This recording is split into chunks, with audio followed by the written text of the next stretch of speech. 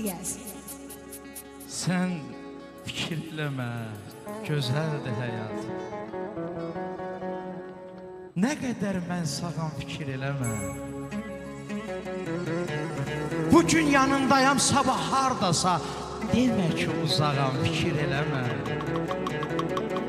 Sən fikir eləmə yeri qaralsa, göyü bulud örtüb, dumanlar alsa, mən odam, ocağam, fikir eləmə.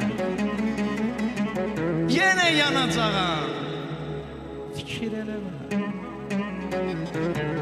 Sən fikir eləmə heç vaxt dünyada. Mən getsəm, sən qalsan, ayağın altda, onda da torpağam, fikir eləmə. Orada da dayağam, fikir eləmə, fikir eləmə. Yollarına gizli gizli bakıp ağlarım. Şeklini yüreğimde büküp saklarım. Akı gece gündüz deli kimi coşup ağlarım. Yarım söyle hardasa.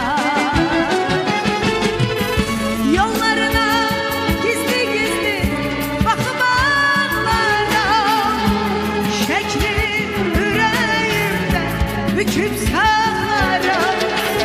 Gece gündüz deniz gibi coşup çağlarım. Yarım söyle hardasa.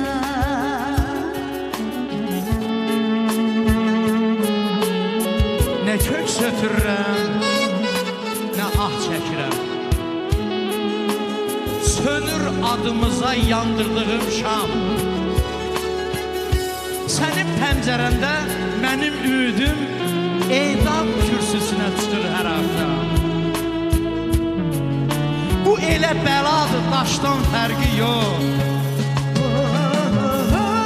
Qaynar gözlərinin qışdan fərqi yox. Könlümün bir bala quşdan fərqi yox. Yetim uşaq kimi ağlar hər axşam. Yarpağı tökülmüş ağaclar kimi sənin